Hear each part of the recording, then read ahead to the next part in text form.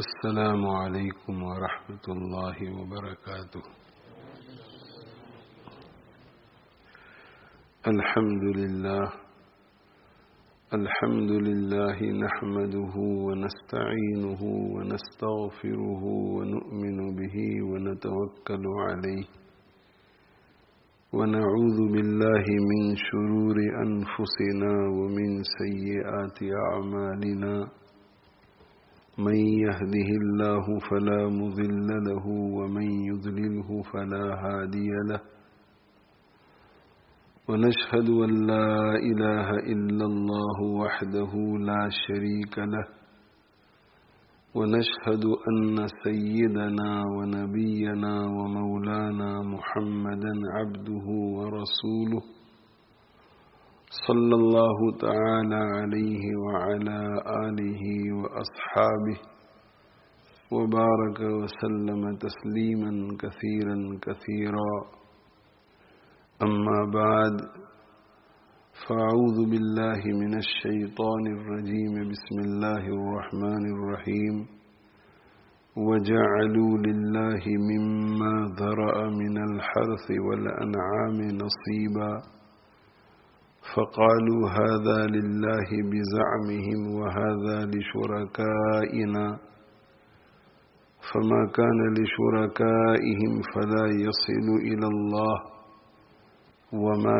كان لله فهو يصل إلى شركائهم ساء ما يحكمون صدق الله مولانا العظيم وصدق رسوله النبي الأمي الكريم ونحن على ذلك لمن الشاهدين والشاكرين والحمد لله رب العالمين رب اشرح لي صدري ويسر لي أمري واحلل عقدة من لساني يفقه قولي سبحانك لا علم لنا إلا ما علمتنا إنك أنت العليم الحكيم اللهم انفعنا بما علمتنا وعلمنا ما ينفعنا وزدنا علما إن الله وملائكته يصلون على النبي يا أيها الذين آمنوا صلوا عليه وسلموا تسليما اللهم صل وسلم وبارك على سيدنا ومولانا محمد وعلى آله وأصحابه وأتباعه وأزواجه وذرياته۔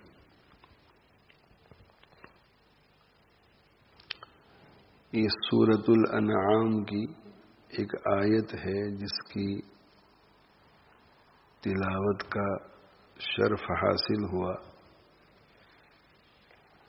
اس میں حق تعالی شانہ نے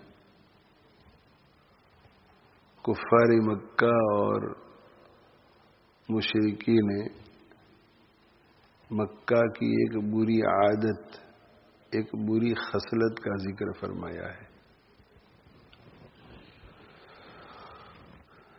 اللہ تعالی شانہ ارشاد فرماتے ہیں وَجَعَلُوا لِلَّهِ مِمَّا ذَرَأَ مِنَ الْحَرْثِ وَالْأَنْعَامِ نَصِيبًا۔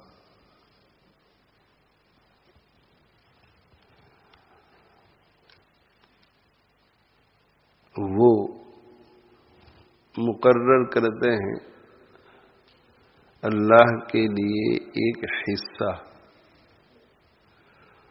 اس کھیتی میں سے اور ان چوپایوں میں سے جو اللہ نے پیدا کیے ہیں۔ فقالو، اور پھر وہ کہتے ہیں ھذا للہ بزعمہم وھذا لشرکائنا، یہ یعنی یہ حصہ ان کے زعم کے مطابق، ان کے خیال کے مطابق اللہ کے لیے ہے، اور یہ حصہ ہمارے شرکا کے لیے ہے، ہمارے بتوں کے لیے ہے۔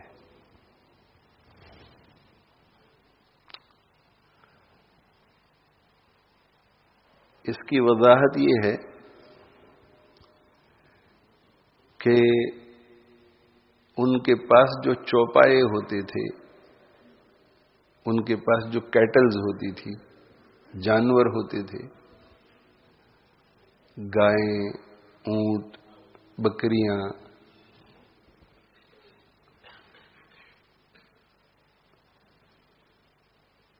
ان کے خالق حق تعالی شانہ ہے، اور ان کے پاس جو کھیتی باڑی ہوتی تھی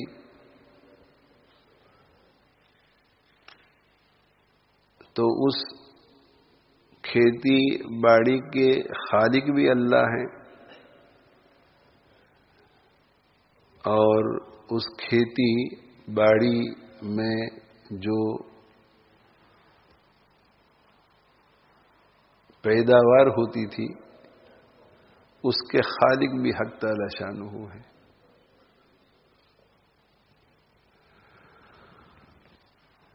ان جانوروں کو پیدا کرنے والے بھی اللہ تعالی ہیں، پھر ان جانوروں کی نشو و نما کے لیے جن جن اسباب کی ضرورت ہوتے ہیں ان سب کو پیدا کرنے والے بھی اللہ ہیں۔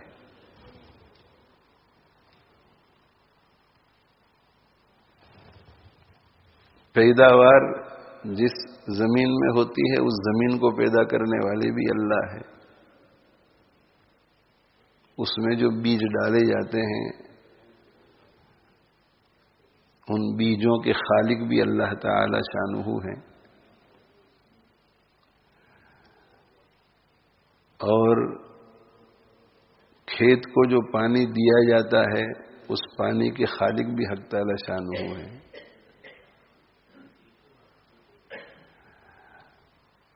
اور انسان تو بس بیج بوتا ہے، اس میں اللہ تعالی شانہ کی کاریگری کام کرتی ہے۔ افرأیتم ما تحرثون اانتم تزرعونہ ام نحن الزارعون، تم کھیتی باڑی کرتے ہو، اس کے بارے میں تمہاری کیا رائے ہے؟ ذرا ہمیں خبر دو، کیا خیال ہے تمہارا؟ اگاتے تم ہو یا ہم اگاتے ہیں؟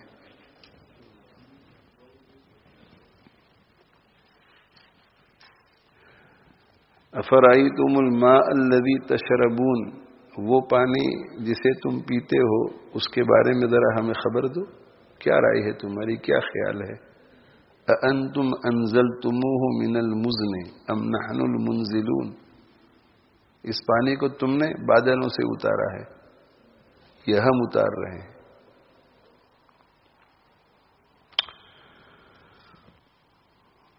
تو چوپائے ان کے پاس اللہ نے پہنچائے،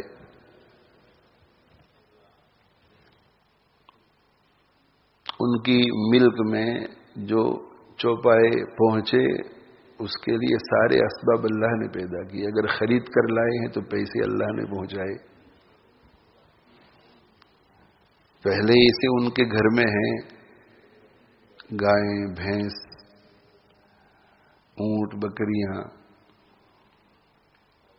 تو وراثت میں پہنچی، یہ بھی اللہ نے پہنچائے، پھر مزید پیدا ہوئے، یہ بھی اللہ نے پہنچائے۔ تو کھیتی کی پیداوار بھی خالص اللہ خالق اس کا، اور یہ جو جانور ہیں ان کا خالق بھی خالص اللہ۔ لیکن یہ کفار مکہ اور مشرکین مکہ اللہ کو بھی مانتے تھے اور اللہ کے علاوہ اور بہت سارے معبودان باطلہ کو مانتے تھے، شرک کرتے تھے وہ۔ تو نیکی کا جب جذبہ اٹھتا تھا، نیکی بھی کرتے تھے بڑے جذبے کے ساتھ، تو نیکی کا جب جذبہ اٹھتا تھا تو اپنی پیداوار میں سے کچھ حصہ مقرر کرتے تھے اللہ کے لیے اور کچھ حصہ مقرر کرتے تھے دوسرے معبودوں کے لیے، کہ ہماری کھیت میں سے جتنی پیداوار ہوگی اس کا اتنا % اللہ کے لیے، اتنا % کہ دوسرے معبودوں کے لیے، اور اتنا % اپنے لیے۔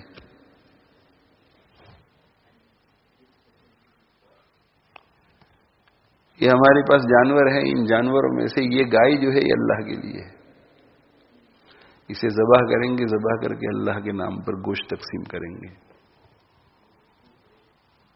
یہ گائے ہے، اسے ذبح کریں گے اور ذبح کر کے اسے بتوں کے نام پر تقسیم کریں گے، اور باقی گائیں ہماری ضرورتوں کے لیے۔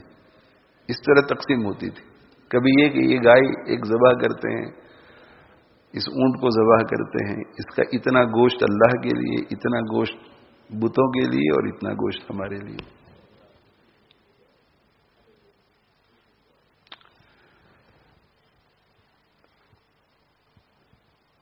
جو اللہ کا حصہ ہوتا تھا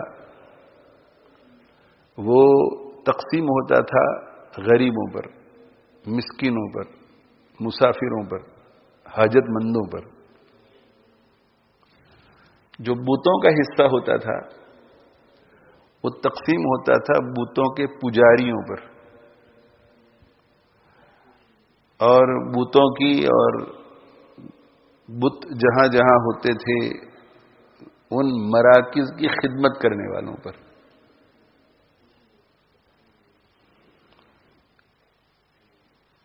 تو مثال کے طور پر ایک اونٹ کٹا تو نیت ہوتی تھی کہ اس میں سے 5 کلو اللہ کے لیے، تو 5 کلو الگ کر لیتے تھے، 5 کلو بتوں کے لیے، 5 کلو وہ بھی الگ ہو جاتا تھا، اور باقی ہمارا۔ اب یہ 5 کلو جو اللہ کے لیے ہے، ڈھونڈو بھائی غریبوں کو، فقیروں کو، مسافروں کو، حاجت مندوں کو، اور تقسیم کرو۔ باقی 5 کلو پجاریوں کو دے دو، وہ جو ہر وقت پڑے رہتے ہیں بتوں کے سامنے، عبادت کرتے رہتے ہیں، جو خدام ہے ان پر تقسیم کر دو، اور باقی دوست احباب میں، رشتہ داروں میں اپنی مرضی سے جس کو دینا ہو دو، ورنہ اپنے گھر میں لے جاؤ اور کھاؤ اور پیو۔ اسی طرح کھیت کی پیداوار، فصل جب کٹتی تھی تو پہلے سے نیت کرتے تھے کہ اتنا اللہ کے لیے، اتنا بتوں کے لیے، اور اتنا ہمارے اپنے لیے۔ چونکہ اللہ کی بھی عبادت کرتے تھے اور اللہ کے علاوہ دوسرے بتوں کو بھی معبود مانتے تھے، تو جیسے اللہ کے نام پر تقسیم کرتے تھے، دوسرے معبودوں کے نام پر بھی تقسیم کرتے تھے۔ لیکن اس میں ہوتا یہ تھا کہ جب فصل کٹتی تھی اور تقسیم کا وقت آتا تھا اور انہیں ایسا محسوس ہوتا تھا کہ اگر یہ اتنا اللہ کے لیے خرچ کر دیں غریبوں پر اور اتنا بتوں کے لیے خرچ کر دیں پجاریوں پر، تو ہمارے لیے جو حصہ رہ جائے گا وہ کم رہے گا۔ ہمارا خیال یہ تھا کہ 100 من پیداوار ہوگی، تو 100 من میں سے اگر 10 من اللہ کے لیے خرچ کر دیا، 10 من بتوں کے لیے خرچ کر دیا، تو 80 من باقی رہے گا، جس سے ہماری پورے سال کی ضرورت پوری ہوگی۔ لیکن ایسا ہوگا نہیں، اس لیے کہ 100 من پیداوار نہیں ہوئی، پیداوار صرف 50 من ہے، 60 من ہے، 60۔ تو اگر 10 ادھر کر دیے، 10 ادھر کر دیے، تو ہمارے پاس صرف 40 من رہ جائیں گے۔ تو پھر وہ یہ کہتے تھے کہ اللہ تعالی شانہ تو بڑے مستغنی ہے، بے نیاز ہے، اس لیے اللہ کا حصہ لے لو۔ وہ جو غریبوں پر تقسیم کرنا تھا وہ غریبوں پہ تقسیم مت کرو، اللہ کا حصہ ہمارے حصے کے ساتھ ملا لو۔ اور وہ جو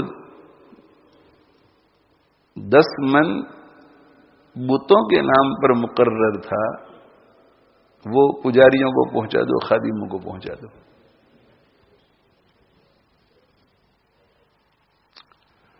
کبھی ایسا ہوتا تھا جس کا قرآن میں ذکر ہے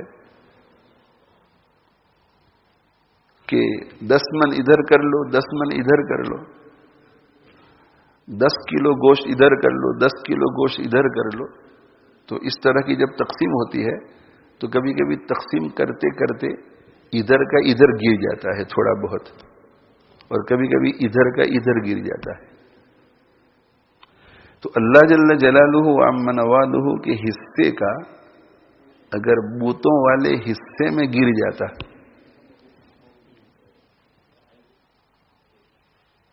غلطی سے گر جاتا یا غلطی سے یہاں ڈالنے کے بجائے وہاں ڈال دیا،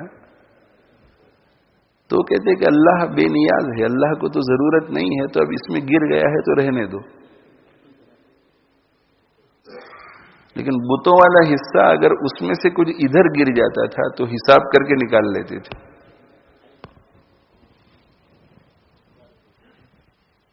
تو اللہ تعالیٰ شانہ ارشاد فرماتے ہیں کہ یہ لوگ حصہ مقرر کرتے ہیں اللہ کے لیے ان چوپایوں میں سے اور اس کھیت میں سے جو اللہ نے پیدا کی. یعنی کھیت پیدا کی اللہ نے، چوپائے پیدا کی اللہ نے، پیدا کرنے میں بت شریک نہیں ہے. وَلَئِن سَأَلْتَهُم مَّنْ خَلَقَ السَّمَاوَاتِ وَالْأَرْضَ لَيَقُولُنَّ اللَّهُ. آپ ان سے سوال کریں کہ آسمان زمینوں کو کس نے پیدا کیا ہے، تو یہ ضرور بھی ضرور کہیں گے کہ اللہ نے. اس کے وہ بھی قائل تھے. اللہ بھی ہمارے معبود ہیں، لات بھی، عزا بھی، منات بھی، یہ سارے ہمارے معبود ہیں، مگر پیدا کرنے میں اللہ کا کوئی شریک نہیں ہے. آسمانوں کو پیدا کرنے میں اللہ کا کوئی شریک نہیں، زمین کو پیدا کرنے میں اللہ کا کوئی شریک نہیں، ہمیں پیدا کرنے میں اللہ کا کوئی شریک نہیں.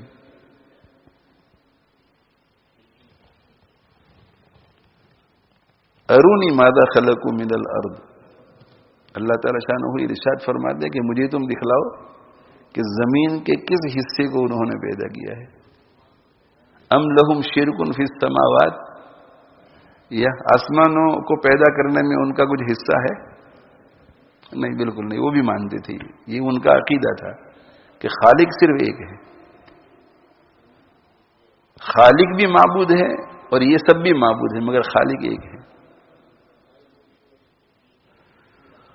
تو اللہ تعالیٰ شانہ ارشاد فرماتے ہیں کہ وہ چوپائے اور وہ کھیت جو اللہ نے بنائے، اللہ نے پیدا کیے، اس میں وہ اللہ کے لیے حصہ مقرر کرتے ہیں. یہ تو ٹھیک ہے، یہ تو ٹھیک ہے کہ اللہ نے پیداوار دی، اللہ نے چوپائے دیے، تو اس میں سے کچھ حصہ اللہ کے نام پر غریبوں پہ تقسیم کر دیا. یہ تو بہت اچھا ہے. لیکن وہ ایسا نہیں کرتے تھے. وہ کہتے تھے فقالو ھذا للہ، یہ اللہ کے لیے ہے، اتنا حصہ اللہ کے لیے. وَھذا لِشُرَکَائِنَا، اور یہ حصہ ہمارے شرکا کے لیے، ہمارے دوسرے معبودوں کے لیے. تو خالق صرف اللہ، لیکن حصہ بنایا جا رہا ہے خالق کے لیے بھی اور غیر خالق کے لیے بھی. ایک ظلم یہ کرتے تھے، اور دوسرا ظلم یہ کرتے تھے فما کان لشرکائہم فلا یصل الی اللہ. جو حصہ ان کے معبودوں کے لیے ہوتا تھا وہ اللہ کی طرف نہیں پہنچتا تھا.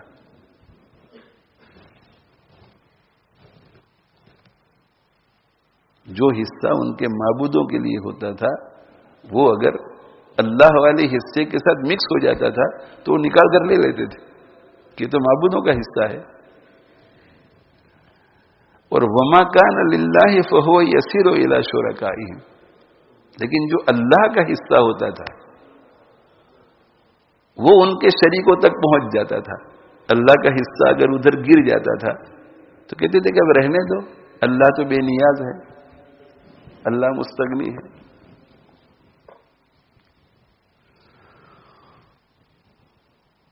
تو جن چیزوں کو یہ اللہ کے نام پر تقسیم کرتے تھے اور اپنے معبودان باطلہ کے نام پر تقسیم کرتے تھے ان چیزوں کے خالق صرف اللہ. لیکن جب حصے مقرر کرتے تھے تو اللہ کے لیے بھی اور معبودان باطلہ کے لیے بھی. یہ پہلا ظلم. خالق اللہ ہے تو صرف خالق کا حصہ ہونا چاہیے تھا. دوسروں کی خوشنودی کے لیے اللہ کی پیدا کی ہوئی چیز کیوں تقسیم کر رہے ہیں؟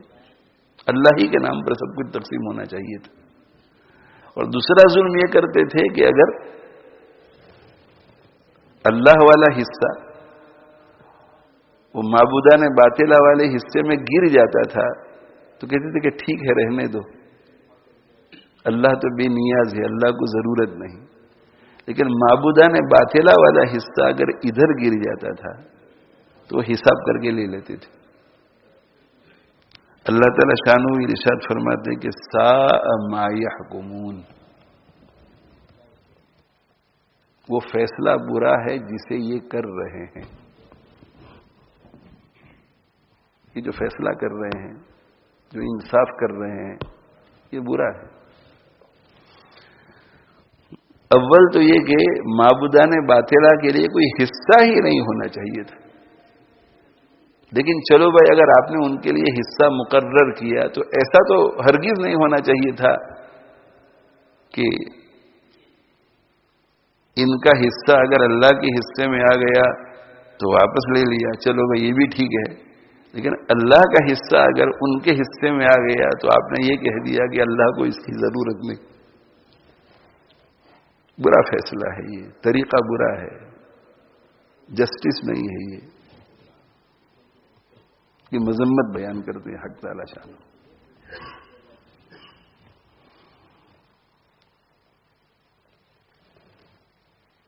اب آؤ ہماری اپنی زندگیوں پر. اللہ جل جلالہ وعم نوالہ نے مجھے اور آپ کو پیدا کیا ہے. ہمارا وجود کیا ہے؟ وقت ہمارا وجود ہے. حضرت ابو الدرداء رضی اللہ تعالیٰ عنہ کا کیا ارشاد ہے؟ یا ابن آدم، اے ابن آدم، انما انت ایام، تو صرف دن ہے، دن. تیرا وجود وقت پر موقوف ہے. اللہ تعالی شانہ نے تجھے 360 دن دیے ہیں تو تو 1 سال تک تیرا وجود رہے گا، پھر روح نکل جائے گی اور تیرا وجود نہیں رہے گا. اور اگر اللہ تعالی شانہ نے 720 دن دیے ہیں تو تیرا وجود 2 سال تک ہے، پھر روح نکل جائے گی، تجھے دفن کر دیا جائے گا، ختم. وقت اللہ نے جتنا ہمیں دیا ہے یہ ہمارا وجود ہے. تو time is life, life is time. یہ وقت جو ہے یہ زندگی ہے. زندگی وقت ہے، وقت زندگی ہے. جو وقت کو ضائع کرتا ہے وہ زندگی کو ضائع کرتا ہے. یہ ذہن نشین کر لیجئے یہ سبق، اور بار بار خود کو ریمائنڈ کیجئے، خود کی یاد دہانی کیجئے کہ جب بھی میں وقت کو ضائع کرتا ہوں، وقت کو برباد کرتا ہوں، تو میں اپنی زندگی کو برباد کر رہا ہوں، اپنی زندگی کو ویسٹ کر رہا ہوں. اور وقت کو برباد کرنے کے 2 طریقے ہیں. ایک طریقہ کم نقصان والا، دوسرا طریقہ بہت زیادہ نقصان والا. ایک طریقہ ہے اپنے وقت کو لا یعنی میں خرچ کرنا، فیوٹائل ایکٹیویٹیز.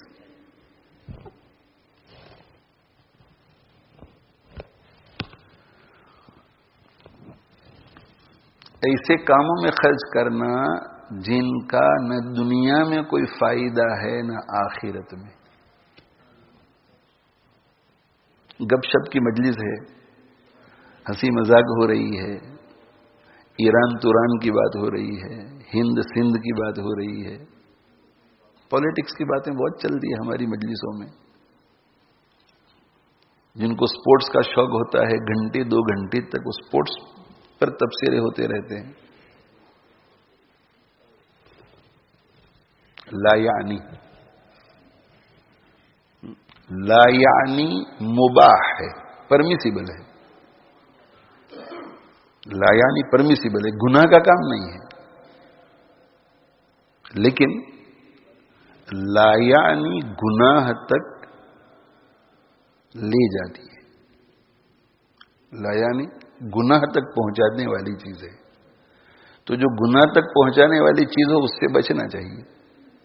ایک بات. دوسری بات یہ کہ اگر گناہ تک نہ بھی پہنچائے تو زندگی کا آدھا گھنٹہ، 1 گھنٹہ، 2 گھنٹے ہمارے ضائع ہو گئے. کیوں؟ اس لیے کہ ہم نے ایسے کام میں خرچ کیے ان اوقات کو جن کے نتیجے میں ہمیں نہ دنیا کا کوئی فائدہ حاصل ہوا نہ آخرت کا فائدہ حاصل ہوا. اگر تلاوت کرتے تو آخرت کا فائدہ حاصل ہوتا، نمازیں پڑھتے آخرت کا فائدہ حاصل ہوتا. بچے کو لے کر بیٹھ جاتے اور اس کے پیچھے سائنس کی محنت کرتے، حساب کی محنت کرتے، جغرافی کی محنت کرتے تو دنیاوی فائدہ حاصل ہوتا.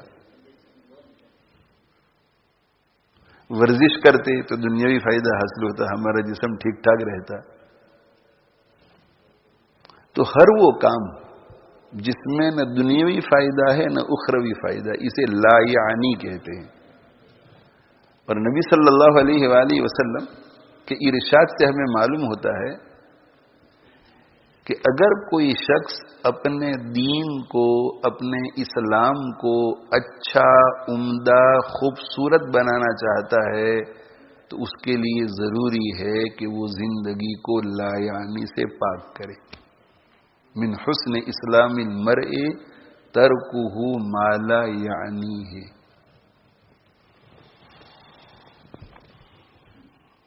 انسان کے اسلام کے حسن میں سے یہ ہے کہ وہ چھوڑ دے لا یعنی کو.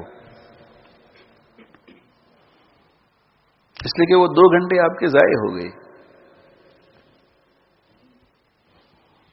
آپ کے ہاتھ میں 100 پاؤنڈ ہے، آپ بازار میں چلے گئے اور بازار میں سے کوئی چیز خرید کر لائے. کیا خرید کر لائے بھائی؟ کہ فروٹ لائے ہیں، دودھ لائے ہیں، کھانے پینے کی چیزیں لائے ہیں. ماشاءاللہ ماشاءاللہ. دیکھا کہ بھئی 100 پاؤنڈ میں ماشاءاللہ ویلیو فار منی. آپ نے پیسے ایسے کام میں لگائے جس کے نتیجے میں فائدہ مند چیز حاصل ہوئی. یہ تو عقل مندی کا کام ہے. دوسرا شخص گیا بازار میں اور وہ آیا 100 پاؤنڈ خرچ کر کے. بھئی کیا لے کر کے آئے؟ کہ یہ تھیلے ہیں مٹی کے، پتھر کے، لکڑیوں کے. اب ایسی مٹی جس کا گھر میں کوئی کام نہیں، ایسے پتھر جس کا گھر میں کوئی کام نہیں، ایسی لکڑیاں جس کا گھر میں کوئی کام نہیں.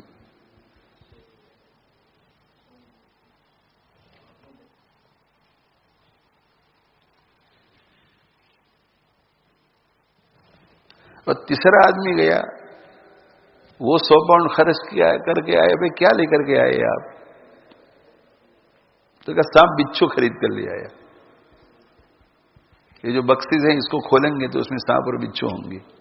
اب اگر وہ بکس کھولے گئے اور گھر میں سانپ بچھو پھیل گئے تو قاتل ہیں، نقصان دہ ہیں.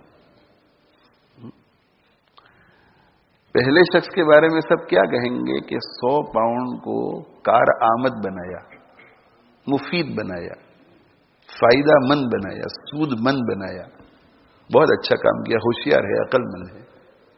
یہ کموڈٹی ہے نا، 100 پاؤنڈ سرمایہ ہے. تیسرے آدمی کے بارے میں کہیں گے کہ وہ بے وقوف ہے. 100 پاؤنڈ ایسی چیز میں خرچ کر کے آیا جو نقصان پہنچائے گی. اور تیسرے شخص کے بارے میں کوئی یہ نہیں کہے گا کہ یہ ایسی چیز لایا ہے جس کا فائدہ بھی نہیں ہے اور نقصان بھی نہیں ہے، لہذا کوئی حرج نہیں. پتھر لایا ہے، مٹی لایا ہے، نہیں، سب لان تان کریں گے. سب کہیں گے کہ یہ 100 پاؤنڈ مفت میں آتے ہیں، بڑی محنت سے کمائے جاتے ہیں، اور تم یہ پتھر لے کر کے آئے، کس کام کے یہ پتھر؟ سب ناراض ہوں گے. کوئی یہ نہیں کہے گا کہ ایسی چیز خرید کر لائے ہیں جس کا فائدہ تو نہیں مگر نقصان بھی تو نہیں، اس میں کیا ہو گیا، 100 پاؤنڈ خرچ کر کے آ گیا تو نہیں، کوئی نہیں کہے گا، ایک بھی عقل مند شخص نہیں کہے گا. جیسے یہ پیسے کوموڈیٹی ہے، سرمایہ ہے، اسی طرح یہ وقت بھی سرمایہ ہے.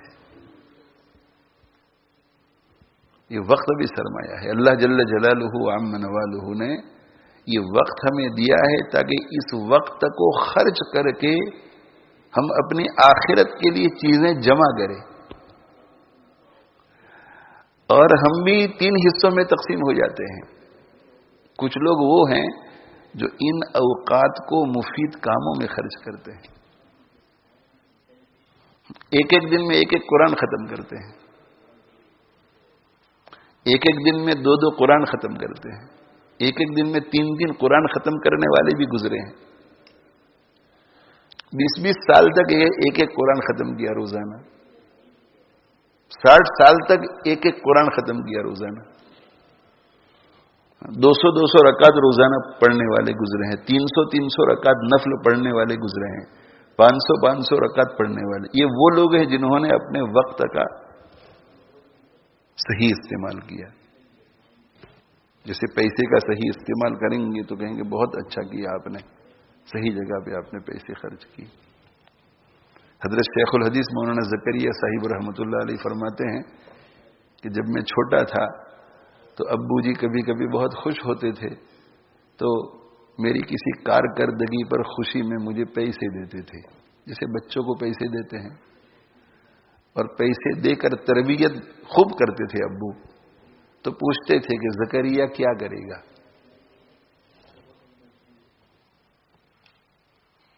تو سب سے پہلی مرتبہ پوچھا کہ زکریا اس پیسے سے کیا کرے گا؟ تو یہ کہنے کی تو ہمت نہیں ہوئی کہ سویٹ کھاؤں گا، چاکلیٹ کھاؤں گا، بسکٹ کھاؤں گا. تو کہا ابا جی کو خوش کرنے کے لیے میں نے کہا کہ میرے حضرت کے لیے مٹھائی خرید کر لاؤں گا اور حضرت کی خدمت میں ہدیے کے طور پر پیش کروں گا. حضرت سے مراد حضرت مولانا خلیل احمد سہارنپوری رحمۃ اللہ علیہ. بچپن ہی سے ان سے تعلق جوڑا تھا. حضرت ہمارے حضرت ہے، یوں یہ ہمارے حضرت. بچپن سے بچوں کی تربیت کرو، بچپن سے بچوں کی تربیت کرو. شیخ سعدی رحمۃ اللہ علیہ فرماتے ہیں کہ ابا بچپن میں تربیت کرتے تھے. ہمارے ابا بھی، اللہ ان کو غریق رحمت کرے، دل محبت میں لبریز ہو جاتا ہے جب ان کا تصور آتا ہے کہ کیسی تربیت کرتے تھے. اور جیسے جیسے عمر بڑھتی ہے وہ بچپن میں کہی ہوئی باتیں ذہن میں تازہ ہوتی ہے. جب ان باتوں کی ضرورت پڑتی ہے تو وہ بات اللہ ذہن میں ڈالتے ہیں. اس لیے کہ ماں باپ بڑے خلوص کے ساتھ تربیت کرتے ہیں. ماں باپ ہیں، ہمارے شیوخ ہیں، ہمارے اساتذہ ہیں، کوئی مخلص ہمارے بڑے ہوں، ان کی تربیت پر ناراض نہیں ہونے کا، بے تکلفی سے ذرا کڑوے انداز میں بھی کہہ دیتے. فارمیلٹیز تو وہاں ہوتی ہے جہاں محبتیں نہ ہو، جہاں محبتیں وہاں فارمیلٹیز نہیں ہوتی. آج کل محبتیں نہیں ہیں، اس سے فارمیلٹیز، اور فارمیلٹیز کے لیے ٹائم کہاں ہے کسی کے ساتھ کہ بھئی یہاں تشریف رکھ کے آپ سے ذرا ایک بات کرنی ہے، اور پھر آپ کی خوب پہلے تعریف کرو پازیٹیوز کا اور پھر نیگیٹیوز پر آؤ. اس کے لیے ٹائم کس کے پاس ہے بھائی؟ رائٹ ٹو دا پوائنٹ آ جاؤ. تو اپنے ہوتے ہیں ان کو بے جھجک بے دھڑک بغیر سوچے سمجھے کہ الفاظ کیا استعمال کر رہے ہیں وہ الفاظ بولے جاتے ہیں. جن کو اپنا نہیں سمجھا جاتا ان کے ساتھ ایک ایک لفظ تول تول کر بولنا پڑتا ہے.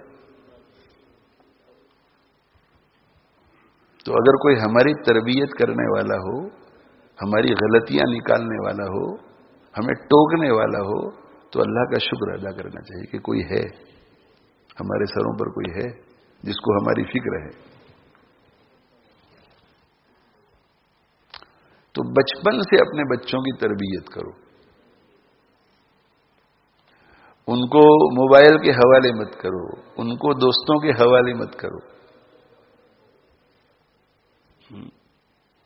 بچے اگر شریف ہوں تو بھی ان کو دوسروں کے حوالے مت کرو، اپنے قریب رکھو، ان سے محبت کرو، ان کو محبت دو تاکہ وہ آپ کے قریب رہیں. آپ کہیں اور ہے، وہ کہیں اور ہے. جب تک بچے جوانی سے گزر نہیں جاتے، سیٹل ڈاؤن نہیں ہو جاتے، اس وقت تک ان کی نگرانی بہت ضروری ہے. ایسے کتنے دیندار لوگ ہیں جو اپنی اولاد کو کھو چکے ہیں، اس لیے کہ انہوں نے جیسی نگرانی کرنی چاہیے نگرانی نہیں کی.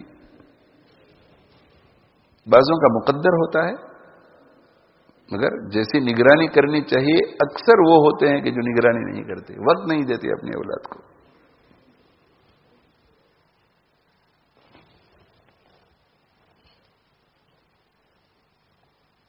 نوجوان عمرے کے لیے چلے جاتے ہیں فرینڈ سرکل میں، بالکل جوان ہیں، 18 سال کے ہیں، 16 سال کے ہیں، 17 سال کے ہیں.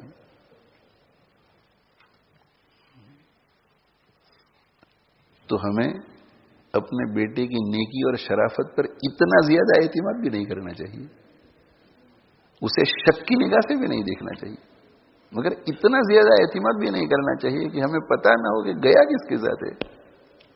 یعنی ہمیں پتہ ہوتا ہے کہ کس کے ساتھ گیا ہے، مگر جس کے ساتھ گیا ہے اس کی عادتیں کیا ہے، اس کی لائف سٹائل کیا ہے، اس کی لائف کیسی ہے. ظاہر میں کچھ، باطن میں کچھ.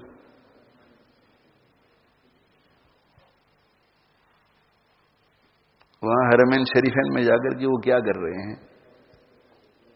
ایسا تو نہیں کہ نمازی بھی نہیں پڑھتی، ایسا تو نہیں کہ تراویح میں بھی نہیں جاتی، ایسا تو نہیں کہ مزے اڑا رہے ہیں.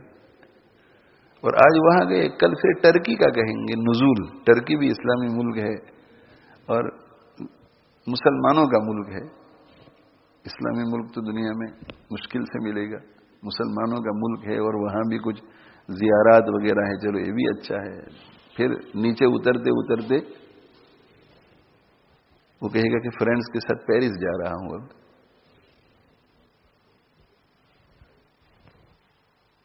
ہمارے حاجی فاروق صاحب رحمۃ اللہ علیہ فرماتے تھے کہ اپنی اولاد کو سونے کا نوالا کھلاؤ.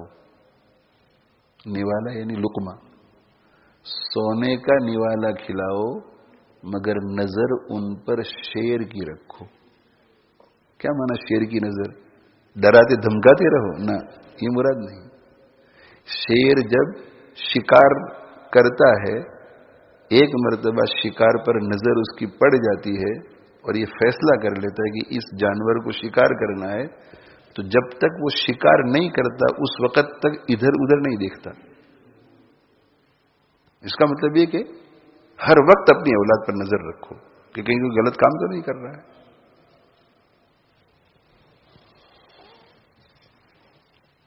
تو شیخ سعدی رحمۃ اللہ علیہ فرماتے ہیں کہ ابو جی ہماری تربیت فرماتے تھے. تو ایک مرتبہ میلے میں گئے، میں چھوٹا تھا، فیر میلے میں گئے تو مجھے اپنے کرتے کا دامن پکڑوایا اور مجھ سے کہا کہ بیٹا یہ دامن پکڑ کے رکھنا، اگر یہ دامن چھوٹ گیا تو تم گم ہو جاؤ گے میلے میں، لوگ بہت ہیں. کہ میں نے دامن پکڑ لیا مضبوطی سے. ابو آگے چل رہے ہیں، میں پیچھے پیچھے چل رہا ہوں، مگر بہت کشش والی چیزیں تھی، دائیں بائیں. تو ادھر دیکھ رہا ہوں، ادھر دیکھ رہا ہوں، ادھر دیکھ رہا ہوں، ادھر دیکھ رہا ہوں، اور دھیرے دھیرے دل دماغ جو ہے وہ ان میں گم ہو گیا. दाईं बाईं चीजों में। और जब दिल दिमाग वहां गुम हो गया तो वो जो मुट्ठी में मजबूती के साथ कुर्ता पकड़ा हुआ था वो आहिस्ता आहिस्ता छूटने लगा, बिल आखिर छूट गया,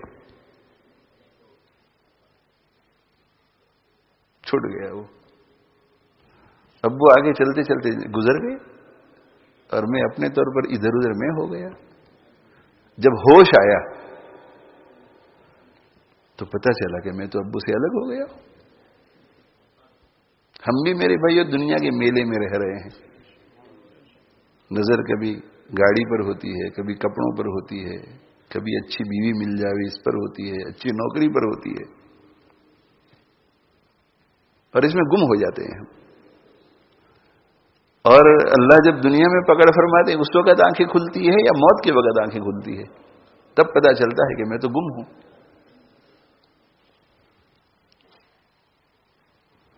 तो फरमाते हैं कि मैं बच्चा था तो मैंने रोना शुरू किया, रोना शुरू किया तो लोगों ने घेर लिया कि भाई ये बच्चा गुम हो गया है, बच्चा गुम हो गया है। मजमा बहुत ज्यादा था। अब्बू को भी एहसास हुआ तो वो भी मुझे ढूंढने लगे। कुछ देर के बाद बिल आखिर हम मिल गए एक दूसरे को। वो मुझे ढूंढ रहे थे, लोग अब्बू को ढूंढ रहे थे, और हम मिल गए। क्या मिलते ही अब्बू ने एक तमाचा जोर से रसीद किया और मुझसे कहा कि नालायक, मैंने तुझे नहीं कहा था कि दामन पकड़ के रखना वरना मेले में गुम हो जाएगा। बचपन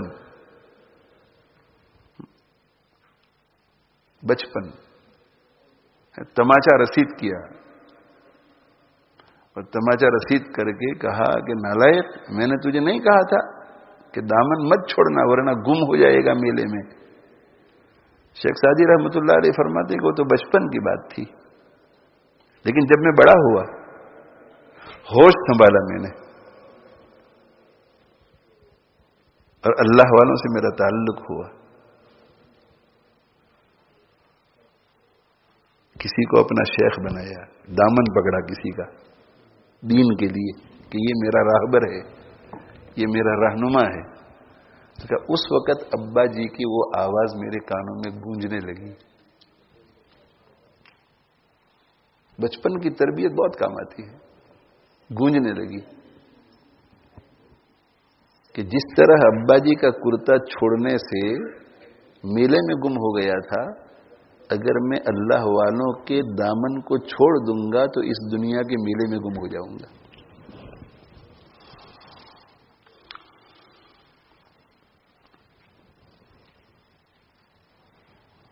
तो मैं वो हजरत शेख रहमतुल्लाह अलैह वाली बात कर रहा था कि क्या करेगा ज़करिया। तो कहा कि ऐसा जवाब ढूंढता था कि अब्बू जिससे खुश हो। तो मैंने कहा कि हजरत के लिए मिठाई ले आऊंगा, मेरी हजरत के लिए।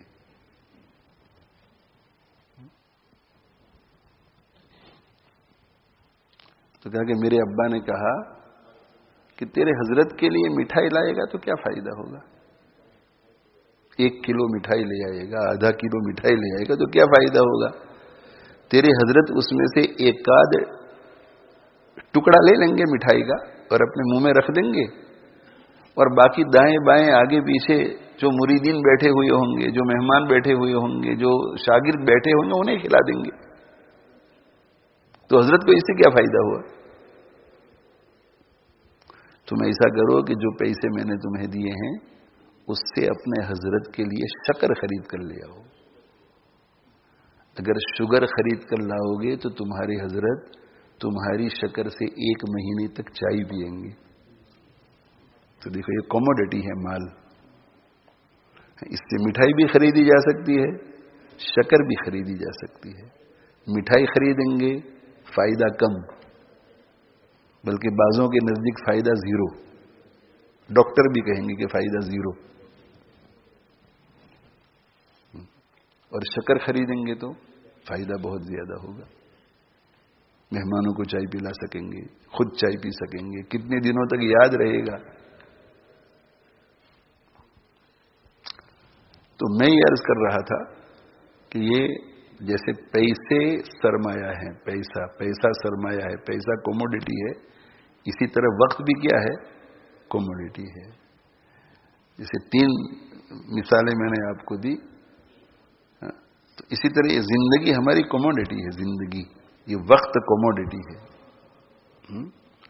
लेकिन पैसों में और इसमें एक बहुत बड़ा फर्क ये है कि पैसा गैर सयाल सरमाया है, गैर सयाल कमोडिटी है, और वक्त सयाल कमोडिटी है। सयाल का माना बहने वाला, और गैर सयाल बहता नहीं। आप आपके पैसे जेब में रख दो महफूज हो गए, बटुए में रख दो महफूज हो गए, किसी को अमानत के तौर पर दे दो महफूज हो गए, बैंक में रख दो महफूज हो गए। वक्त को महफूज करने की कोई जगह नहीं है। हो रही है उम्र मिसले बर्फ कम, हो रही है उम्र मिसले बर्फ कम, बर्फ की तरह उम्र कम होती जा रही है, चुपके रफ्ता रफ्ता दम बदम, साइलेंटली, चुपके पता भी नहीं चलता। जैसे बर्फ पिघलती है और उसका पता नहीं चलता, जिंदगी भी हमारी और आपकी पिघल रही है मगर पता नहीं चलता। चुपके रफ्ता रफ्ता, ग्रेजुअली, आहिस्ता आहिस्ता, दम बदम, हर सांस के साथ। लेकिन बर्फ में और जिंदगी में भी फर्क है। बर्फ भी पिघल रही है, जिंदगी भी पिघल रही है, लेकिन बर्फ के पिघल जाने के बाद उसे दोबारा बर्फ बनाया जा सकता है। पानी हो जाने के बाद उस पानी को दोबारा बर्फ की शक्ल दी जा सकती है। जिंदगी पिघलने के बाद हाथ नहीं आती, खत्म हो जाती। तो ये जो वक्त है, वक्त हमारा, इसको भी खर्च करने के 3 तरीके हैं। एक तो आपने उसे कार आमद चीजों में खर्च किया, और कार आमद चीजें 2 किस्म की हैं। एक शख्स रात दिन कमाता है, दिन की फिक्र नहीं करता, रात दिन कमाता है, पैसे इकट्ठे करता है और अच्छी गाड़ी खरीद कर लाता है। इसने भी कार आमद काम किया, वक्त को कार आमद बनाया कि वक्त को खर्च करके पैसे कमाए और पैसों की अच्छी गाड़ी खरीदी। दुनिया भी फायदा हुआ, आखिरत का फायदा नहीं हुआ, मगर दुनिया में फायदा हुआ। रात दिन एक करके उसने मकान खरीद लिया, पैसे इकट्ठा करके, इधर उधर वक्त जाये नहीं किया। जब देखो काम कर रहा है, जब देखो काम कर रहा है, आराम करता है, सोता है, अपनी जरूरतें पूरी करता है, फिर काम में लग जाता है।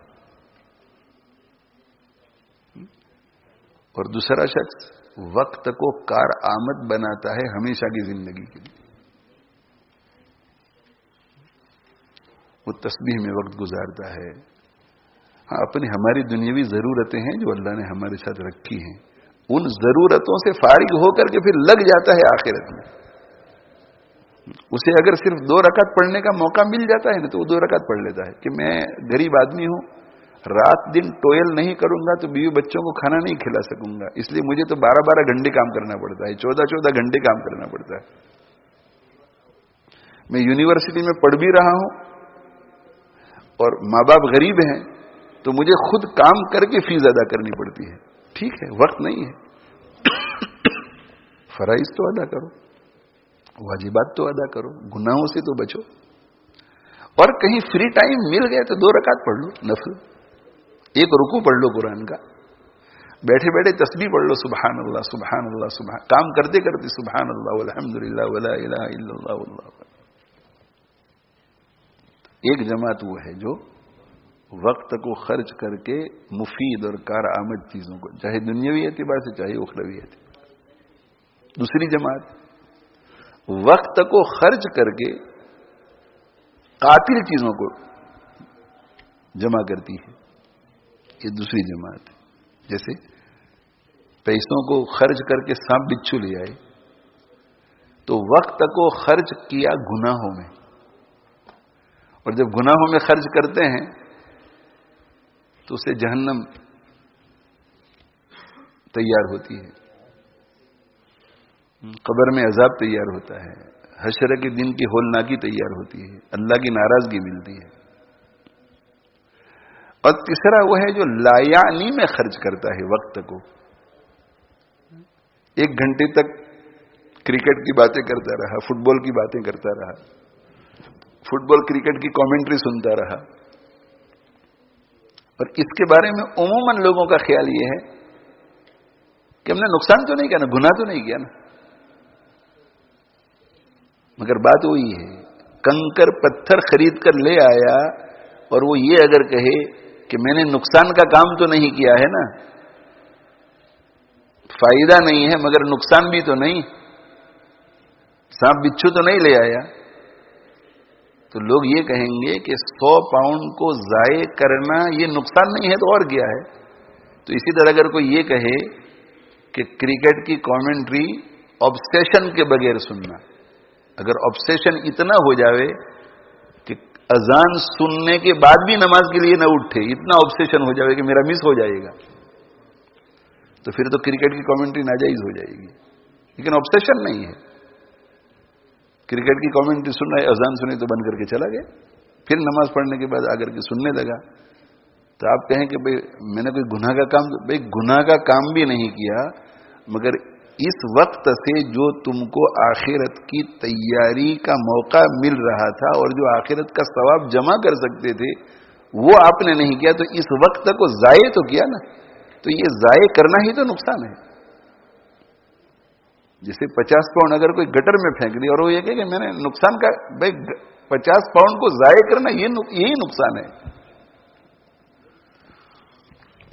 تو ہمیں جو اللہ تعالی شانہ نے زندگی دی ہے, یعنی جو وقت دیا ہے, اس کو خرچ کرنے کے 2 طریقے ہیں. ایک اس کو نقصان میں خرچ کرنے کے 2 طریقے ہیں. ایک کم نقصان والا کام, ایک بڑے نقصان والا کام. کم نقصان والا کام یہ ہے کہ ہم لایانی میں خرچ کریں. گناہ تو نہیں ہوگا مگر اتنا وقت آپ کا ضائع ہو گیا آخرت کی تیاری کے لیے. حدیث شریف میں آتا ہے کہ جنتی جنت میں جانے کے بعد کسی چیز کے بارے میں حسرت نہیں کرے گا. جنت میں جانے کے بعد کیا حسرت ہوگی, مگر اس وقت پر اسے حسرت ہوگی جو وقت اللہ کے ذکر کے بغیر گزر گیا تھا. کیوں حسرت ہوگی کہ اگر وہ وقت اللہ کے ذکر میں نہ گزرتا تو جنت میں اور اونچا مرتبہ ہوتا اور نعمتیں ملتی. تو جنت میں جانے کے بعد بھی جنتیوں کو یہ حسرت رہے گی.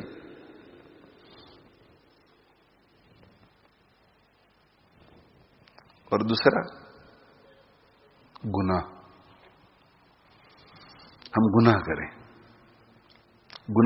سانپ بچھو خرید کر لے آئے, تو اللہ نے جو وقت دیا ہے جنت حاصل کرنے کے لیے, اللہ کی رضا حاصل کرنے کے لیے, اس کو ہم خرچ کر رہے ہیں کن کاموں میں؟ گناہوں میں, جن کے نتیجے میں ہم اللہ کو ناراض کر کے جہنم میں جائیں گے. اللہ تعالی شانہ ہمیں لایانی سے بھی بچائے اور گناہ کے کاموں سے بھی بچائے. اب میں اس آیت پر آ رہا ہوں دوبارہ اور ختم کر رہا ہوں. تو اللہ تعالی شانہ نے ہمیں وقت دیا ہے, ہمیں. اور یہ وقت جو ہے نا, ہم بھی ایسا ہی کرتے ہیں کہ یہ وقت اللہ کے لیے, جیسے وہ کرتے تھے نا کہ جانور کا اتنا حصہ اللہ کے لیے, اتنا حصہ معبودان باطلہ کے لیے, اتنا حصہ ہمارے لیے. وہ جانور کی تقسیم کرتے تھے, وہ کھیت کی پیداوار کی تقسیم کرتے تھے, اور کھیت کی پیداوار اور جانوروں کا خالق اللہ, تو ہماری زندگی کا خالق بھی اللہ ہے. کہ اللہ نے جو ہمیں وقت دیا ہے اس کا خالق بھی اللہ ہے. تو ہمیں تو سارا وقت خالق ہی کو دینا چاہیے تھا, سارا وقت خالق کو. ہمارے لیے ہمیں کتنا وقت رکھنا چاہیے تھا؟ جتنی ہماری ضرورت, اس سے زیادہ نہیں.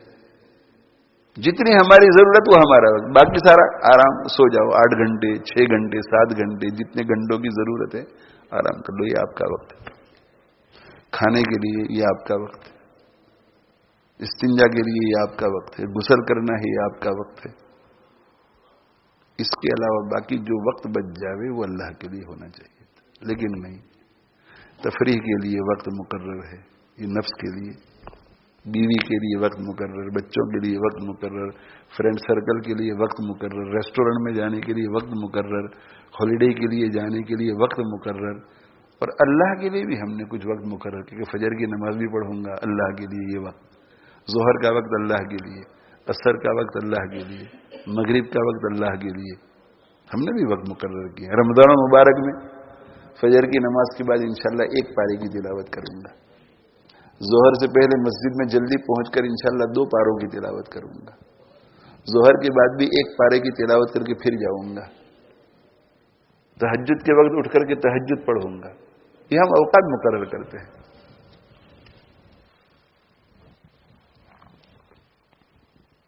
لیکن جب کبھی اللہ کا کوئی کام ہم سے تقاضا کرتا ہے کہ یہاں 10 منٹ زیادہ کی ضرورت ہے، تو بیوی والے وقت میں سے تھوڑا ادھر لو.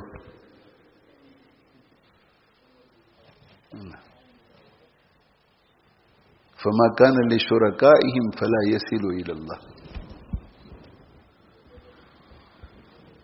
فما كان لشركائهم فلا يصل الى الله. شرکا کا جو وقت ہے وہ اللہ کے لیے نہیں، اللہ کے لیے نہیں.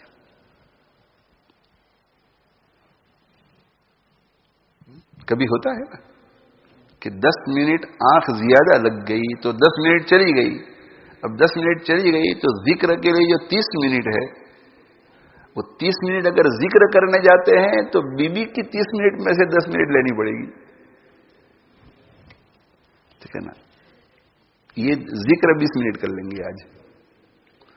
آج راستے میں دوست مل گیا اور اس نے بس میرے ساتھ بات چیت شروع کر دی تو کوئی بات نہیں، 1 سپارہ آج نہیں پڑھیں گے، کل پڑھیں گے.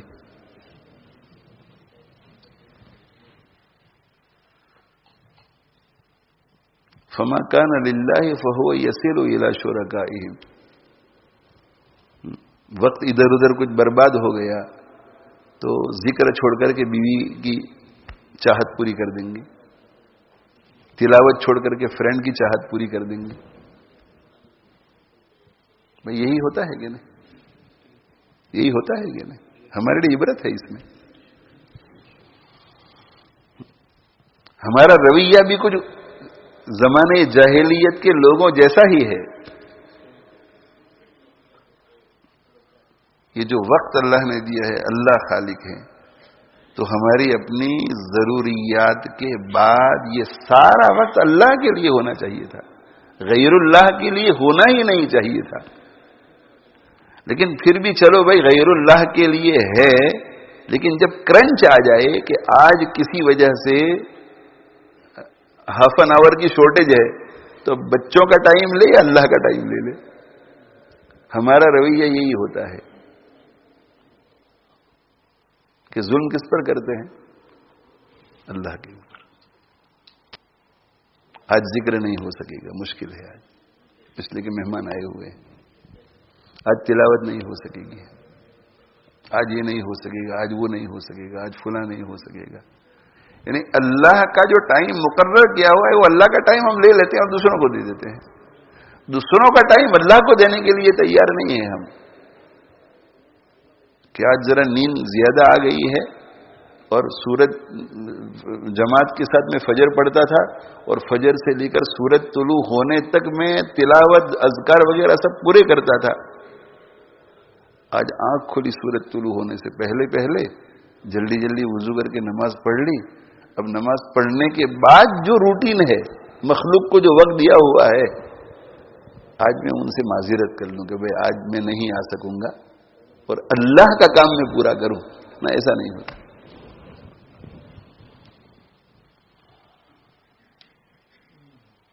فما كان لشركائهم فلا يصل الى الله وما كان لله فهو يصل الى شركائهم. جو دوسروں مخلوق کے لیے جو وقت ہم نے مقرر کیا ہے، اپنے نفس کے لیے، اپنی خواہشات کے لیے، دوست احباب کے لیے، وہ اللہ کے لیے قربان نہیں ہو سکتا.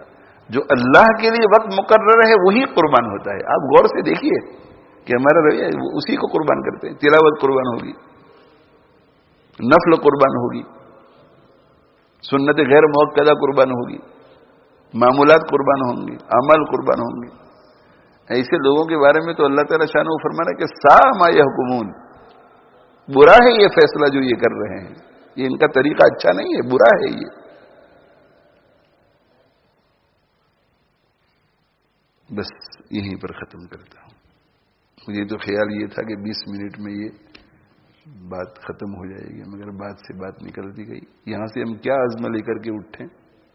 یہ عزم لے کر کے اٹھیں کہ اللہ جل جلالہ وعم نوالہ کے لیے جو اوقات ہم مقرر کریں. اور میں ہمیشہ کہتا ہوں کہ جذبات میں آ کر ایموشنل ہو کر کیوں اوقات مقرر کرتے ہیں؟ دھیرے دھیرے چلو، دھیرے دھیرے چلو.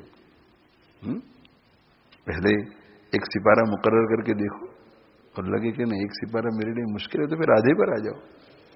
وہ بھی مشکل لگے تو پاؤ پر آ جاؤ. 300 مرتبہ درود شریف مقرر کر کے دیکھو اور دیکھو کہ نہیں ایک ہفتے سے کوشش کا مشکل ہے، 200 پر آ جاؤ، 100 پر آ جاؤ. پھر گریجولی بلڈ اپ کرو. کسی کو اپنا اس لائن میں شیخ بناؤ، کسی کو رہنما بناؤ. کہو کہ ہم آپ سے رابطے میں رہنا چاہتے ہیں. جیسے ڈاکٹر ہوتا ہے، پروفیشنل ہوتے ہیں، ہر فیلڈ میں پروفیشنل ہوتے ہیں، ان کو مہارت ہوتی ہے ان چیزوں میں، وہ ہمیں گائیڈ کریں گے. کبھی ایسا ہوتا ہے کہ ہم ایک سپارہ پڑھ سکتے ہیں مگر نفس اور شیطان ہمیں ایسا باور کراتے ہیں کہ نہیں پڑھ سکتا. تو اگر ہم پاؤ پڑھتے رہیں گے تو نقصان میں رہیں گے. اور کبھی ایسا ہوتا ہے کہ حقیقت میں ہم پاؤ سے زیادہ نہیں پڑھ سکتے، وہ شیخ سمجھتا ہے اور آپ کی رہنمائی کرے گا وہ، اور گریجولی آپ کو ترقی کی طرف لے جائے گا. اللہ کے لیے جو چیزیں ہیں بس اس میں آگے پیچھے نہیں ہونا.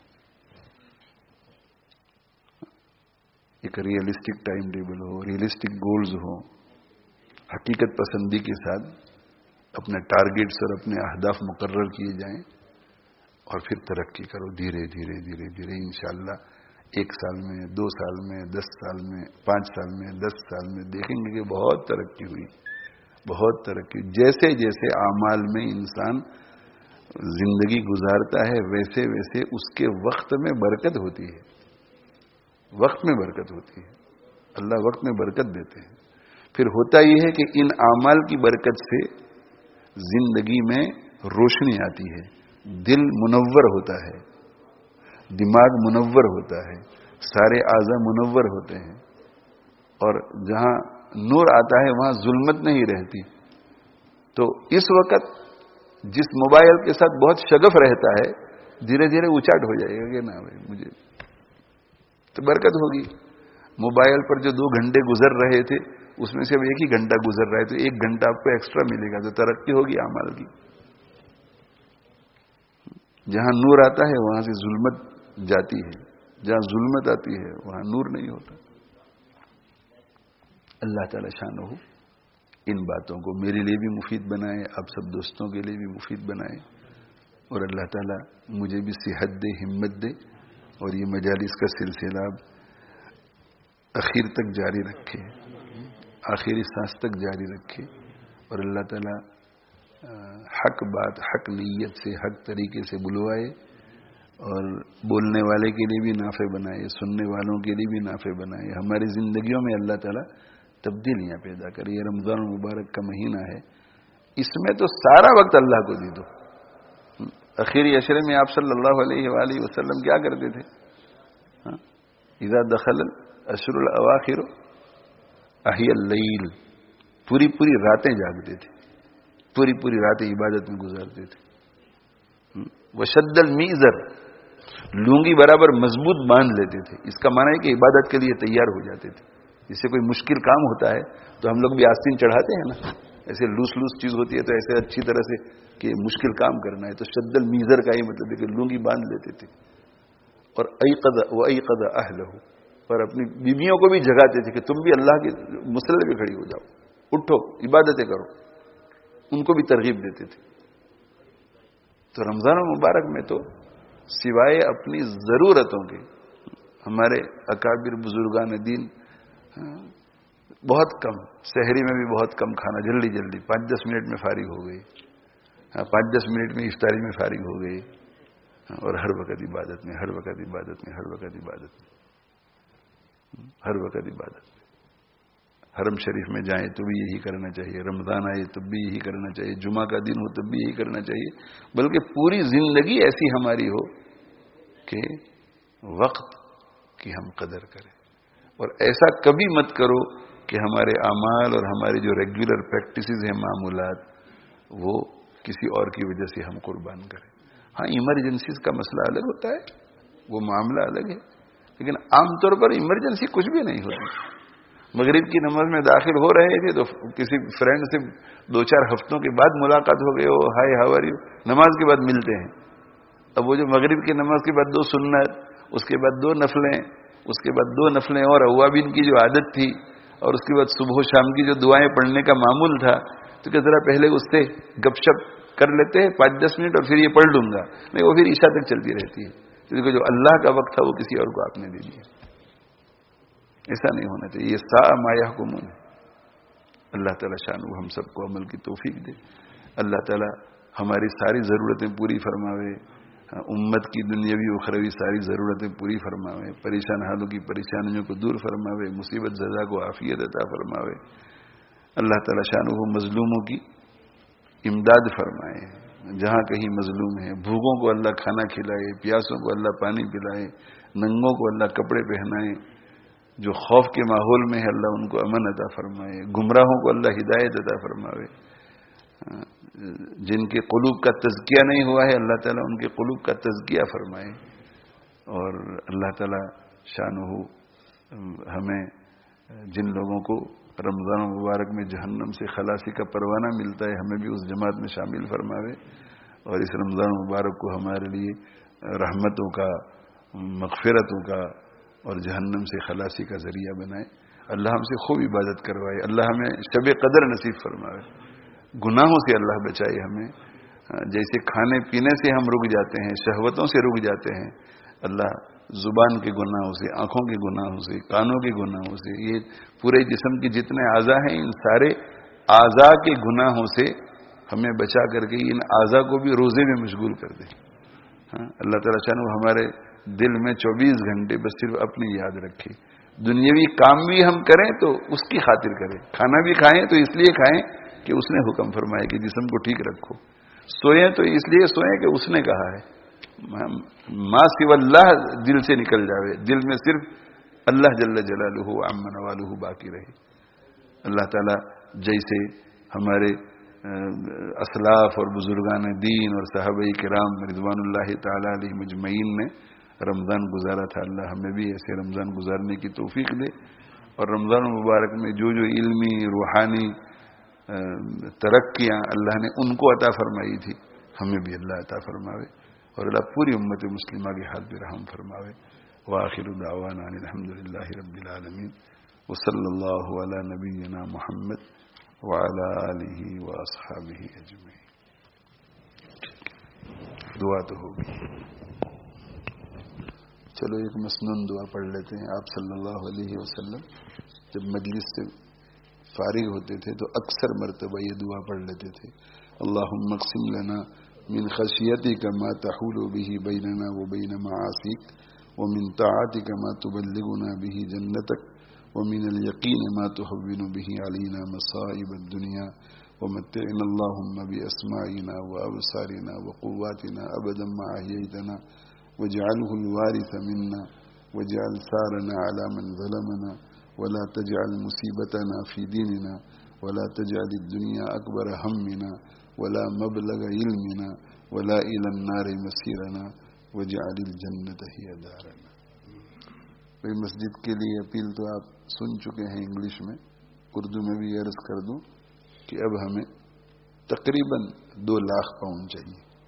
227,000 کا اعلان جمعہ کو ہوا تھا، تو مجھے امید ہے کہ 10-15 ہزار اور آ گئے ہوں گے، تو وی آر نیئرلی ایسا سمجھو کہ 200,000 تقریباً چاہیے. تو 200 آدمی اگر 1,000 پاؤنڈ دے دیں یا 400 آدمی 500 پاؤنڈ دے دیں تو یہ اپیل ختم ہو جائے.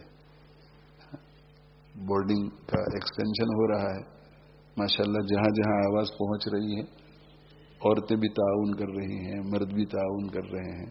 اللہ سب کو جزائے خیر عطا فرماوے.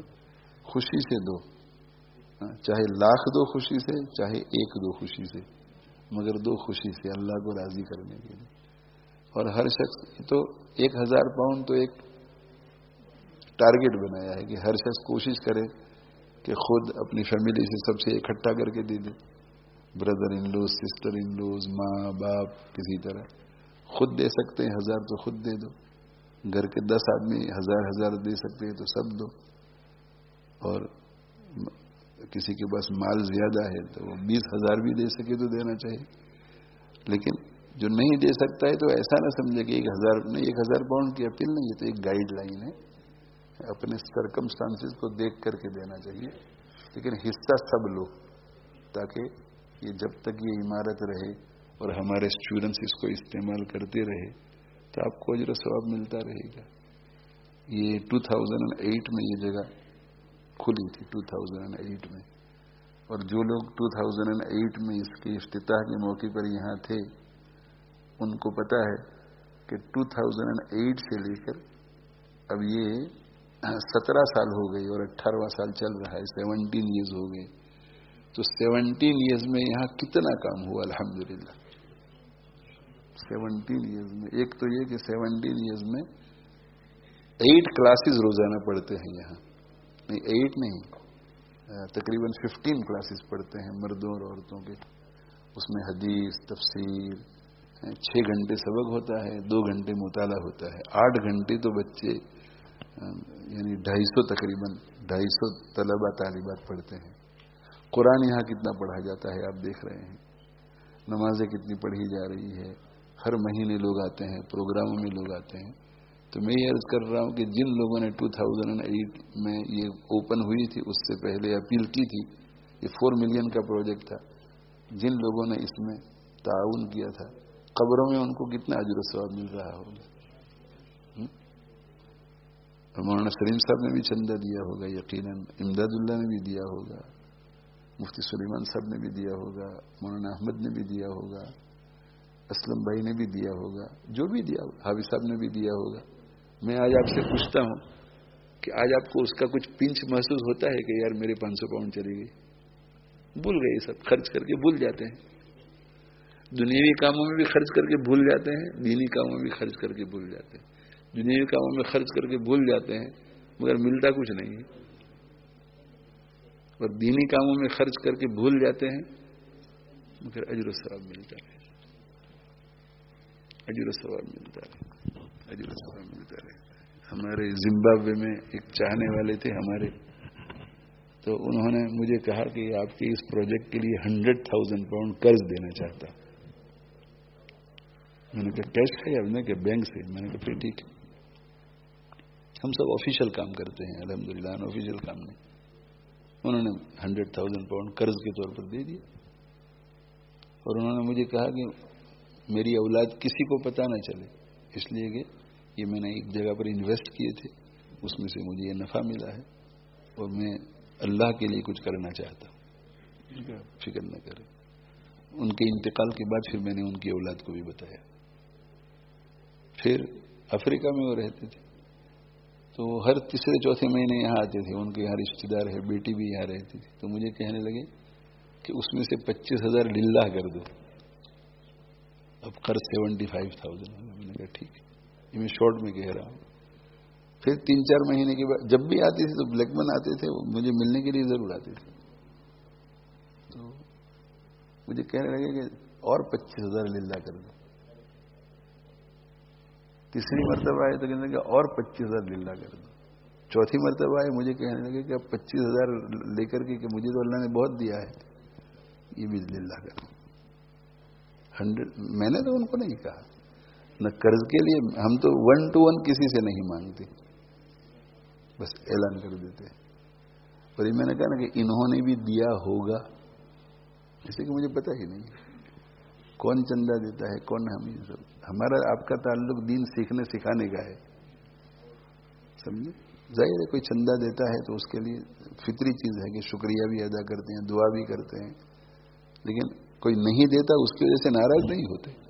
خیر, تو جب یہاں آتے تھے اس کے بعد بخاری کے ختم میں آتے تھے وغیرہ, کسی کو پتہ نہیں ان کی زندگی میں رہا, صرف مجھے اکاؤنٹ میں 2 آدمی کام کرتے تھے, ان کو اور ان کو ہم 4 آدمی جانتے تھے. تو یہاں جب وہ آتے تھے تو ان کی آنکھوں میں آنسو آ جاتے, ڈب آ جاتی تھی آنکھیں, اور مجھے کہتے تھے کہ بہت اچھا ہوا کہ اللہ نے مجھے میرے پیسے کو اس میں لگانے کی توفیق دی. اتنا بڑا مجمع میں دیکھتا ہوں تو میرے دل کو بہت سکون پہنچتا ہے کہ اللہ میری مغفرت کرے گا. ایسا کہتے تھے, وہ خوش ہوتے تھے. وہ یوتھ پروگرام میں بھی آتے تھے, وہاں سے اسپیشل یوتھ پروگرام میں زمبابوے سے آتے, بخاری کے ختم میں بھی. آپ لوگوں کو دیکھا یہاں کرسی میں بیٹھتے تھے, یہاں بالکل آگے. تو خیر ابھی میرا زمبابوے جانا ہوا, بہت کم وقت کے لیے میں گیا. کتنے بجے پہنچے شام کو 5 بجے ہم پہنچے زمبابوے, اور واپس. اور اللہ جزائے خیر دے حمزہ کو بھی شریف کو بھی کہ اصرار کیا انہوں نے کہ نہیں آپ وہ طبیعت تمہاری خراب ہے تو ہم تمہارے لیے اسپیشل پلین بھیج رہے ہیں. تو خود حمزہ مجھے لینے کے لیے آیا, الگ پلین لے کر کے, چارٹرڈ پلین لے کر کے آیا. تو اس میں وہ سیدھے بیٹھ گئے پلین میں, اتر کر کے سیدھے نکل گئے. ہم ہی لوگ تھے, 3 آدمی, 4 آدمی, 2 وہ آئے تھے اور ہم 3 تھے, 5. خیر, تو ہم 5 بجے پہنچے اور وہاں سے نکلنا کب تھا؟ صبح 9 بجے. اتنا وقت تھا اور وہ جلسہ بھی تھا. تو میں نے کہا کہ بھائی ان کی قبر پر جانا ہمارا ضروری ہے, اس لیے کہ وہ بلیک بن بوڑھے تھے مگر مجھے ملے بغیر نہیں جاتے, اس لیے میں زمبابوے آؤں اور ان کی قبر پر نہ جاؤں. تو میں جب ان کی قبر پر گیا تو مجھے ان کا وہ 1,00,000 پاؤنڈ یاد آ گئی. اور میں نے دل ہی دل میں کہا کہ جو کچھ اکیڈمی میں ہو رہا ہے اس شخص کو کتنا ثواب مل رہا ہوگا, آرام سے سویا ہوا ہے, کتنا فائدہ اس کو ہو رہا ہوگا. اور میرے ساتھ جو ہے ساؤتھ افریقہ کے ہمارے جتنے لوگ, مولانا الیاس صاحب وغیرہ زمبابوے پہنچ گئے تھے, پھر وہاں سے زامبیا میرے ساتھ آئے, وہ تھے, بھائی جان تھے, پورا جمع غفیر تھا علماء کا اور صلحاء کا ماشاءاللہ. اور وہ وہاں قبر پر کھڑا تھا. تو وہ تو 1,00,000 کی وجہ سے میں نہیں گیا تھا, ان کی محبت میرے ساتھ بہت زیادہ تھی. تو مجھے ایک دم سے خیال آ گیا, میں نے کہا اگر یہ 1,00,000 پاؤنڈ ہمیں نہ دیتے تو قبر میں تو لے جانے والے تھے نہیں, وہ تو پیچھے رہ جاتے, بچوں کے پاس رہ جاتے. میں نے کہا بڑی ہوشیاری, میں نے کہا بچوں کو, میں نے کہا تمہارے ابا نے بہت ہوشیاری سے کام کیا, آج ان کو کتنا وہاں جو کچھ ہو رہا ہے اجر و ثواب مل رہا ہے.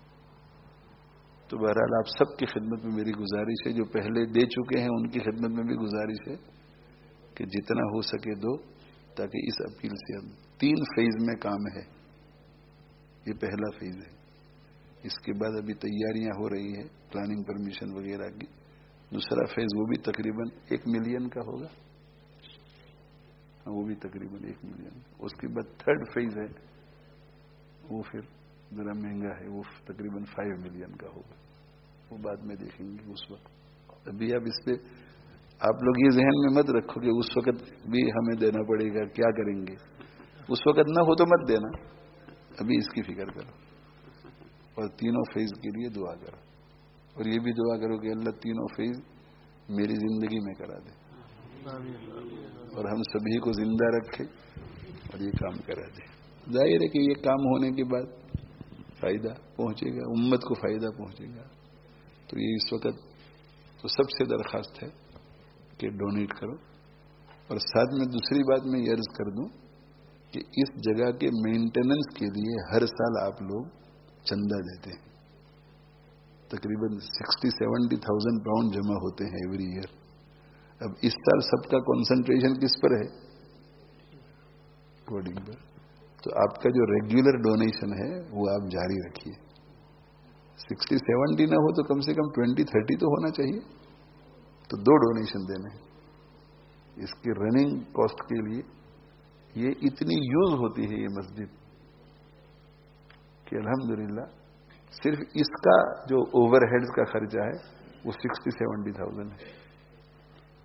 तो इससे अंदाजा लगाओ कि कितना वुजू हो रहा है, कितने लोग यहाँ आ रहे हैं, इलेक्ट्रिक कितना यूज हो रहा है, हीटिंग कितना यूज हो रहा है। माशाअल्लाह ये मस्जिद की आबादी की अलामत है। अल्हम्दुलिल्लाह अल्हम्दुलिल्लाह। ठीक है, अल्लाह ताला हमारी मस्जिद को भी खूब आबाद करे और दुनिया भर की जितनी मस्जिदें हैं सब मस्जिदों को आबाद करे। बात से बात निकलती है, बस आखिरी बात कहकर अब खत्म करता हूं। आखिरी बात यह है कि मस्जिद की आबादी ये नहीं है कि हम 5 वक्त की नमाजें पढ़कर चले जाया करें। मस्जिद आबाद होने का मतलब यह है कि 5 वक्त की नमाजों के अलावा भी मस्जिद में एक्टिविटीज जारी रहे।